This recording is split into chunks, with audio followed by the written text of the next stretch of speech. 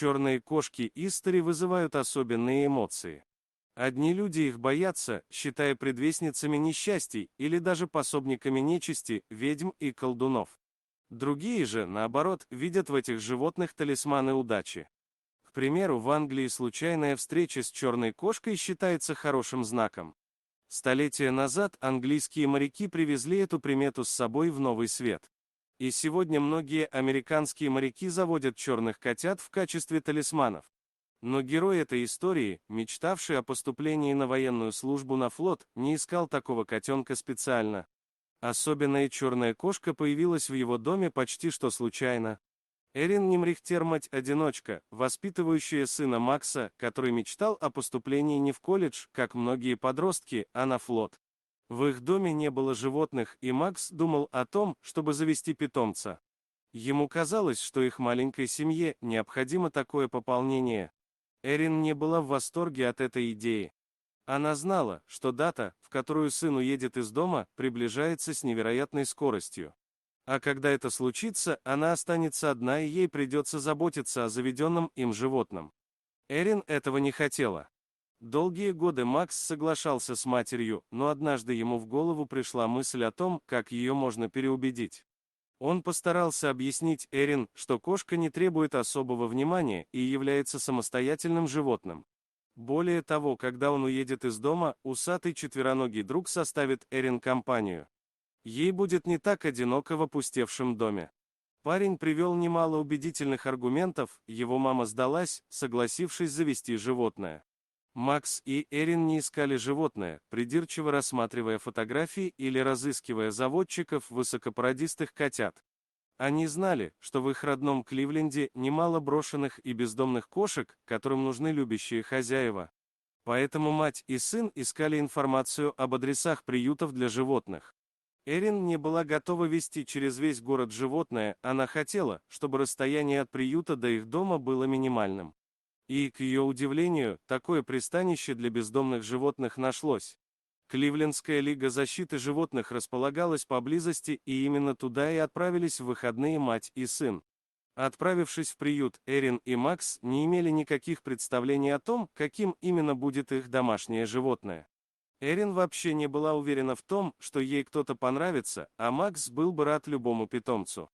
Увидев в приюте миниатюрную черную кошку, Макс понял, что просто не сможет уехать домой без нее. Усатую красавицу звали Юки, и она достаточно настороженно отнеслась к людям. Эрин сомневалась, она не была уверена в том, что Юки будет столь же счастлива обрести новый дом, как ее сын предоставить его. Юки достаточно быстро освоилась в новом доме.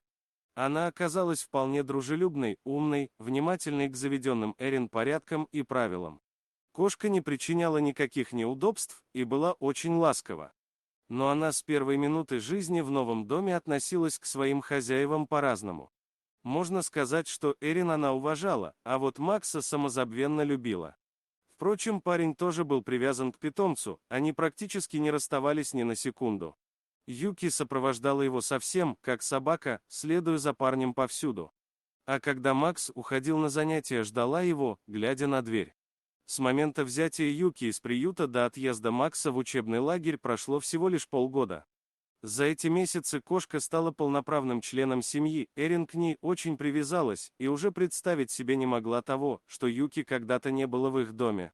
Разумеется, по мере приближения даты отъезда сына, женщина начинала волноваться все больше.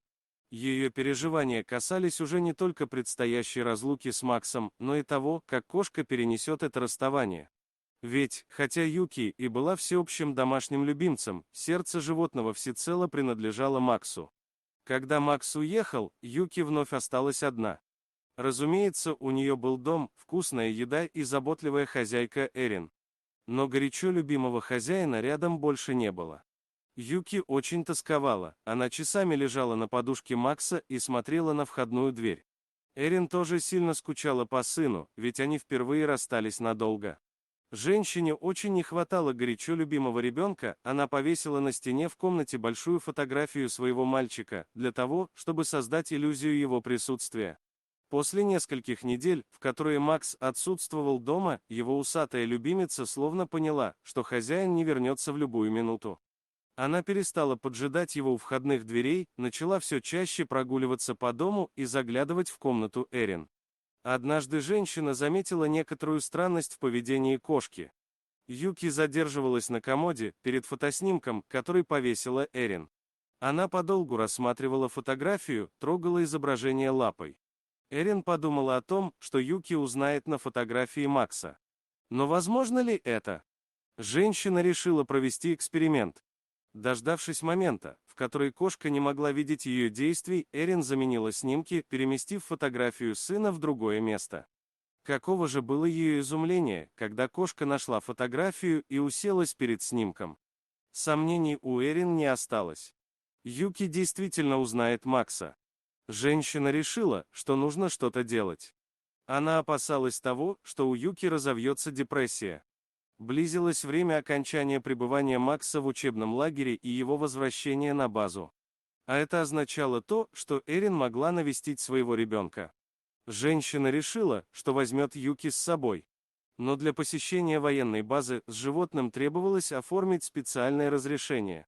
Занимаясь этим, Эрин узнала о том, что сможет приехать с кошкой только, если питомица будет в переноске. У Юки никогда не было уличной клетки, у нее был только поводок. Эрин отправилась за переноской, и ее внимание привлек необычный рюкзак для животных. Он был красивым, легким и, что самое главное, его не нужно было носить в руках. Таким образом, у Юки появилась переноска, она вместе с Эрин отправилась на военно-морскую базу. Макс тоже очень скучал по своей питомице. Парень опасался того, что кошка его совсем забыла. Он ведь не видел собственными глазами того, как Юки долгими часами сидит перед его фотографией и рассматривает ее. Поэтому сюрприз, устроенный Эрин, сделал его по-настоящему счастливым. Разумеется, радовалась и Юки. Но время визита пролетело очень быстро, Эрин и Юки пришлось возвращаться домой. Женщина очень не хотела, чтобы кошка проводила свои дни, рассматривая фотоснимок.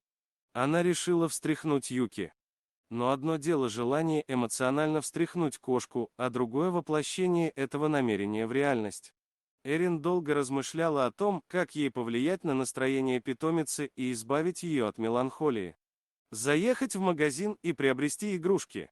Но ведь Юки уже давно не котенок, вряд ли такая мера окажется эффективной. В момент размышлений взгляд Эрин упал на переноску рюкзак. Женщина решила его использовать. Она стала брать кошку с собой повсюду, куда могла. Таким образом, дни Юки перестали быть однообразными. Кошка сопровождала хозяйку в магазины, в кафе, даже в кино. Досуг Эрин тоже изменился, она стала выходить на прогулки в парк, вместо того, чтобы проводить вечера в пустом доме. Разумеется, гуляла она с Юки. Потом Эрин заметила то, что Юки любит смотреть в окно, и приобрела для нее специальное сиденье. А однажды в канун Хэллоуина женщина решила опубликовать в Инстаграме снимок с Юки. Ведь кошка черная, так почему бы не сделать фото в духе праздника? Таким образом, у Юки и Эрин появилось общее хобби. Юки понравилось фотографироваться. Эрин показывает ей снимки, они вместе выбирают самые удачные. Кто знает, может быть, Юки на самом деле понимает, что именно показывает ей Эрин. Спасибо за просмотр, подписывайтесь на канал, где вы найдете еще много интересного, а также ставьте лайки и пишите комментарии, что думаете по поводу этой истории.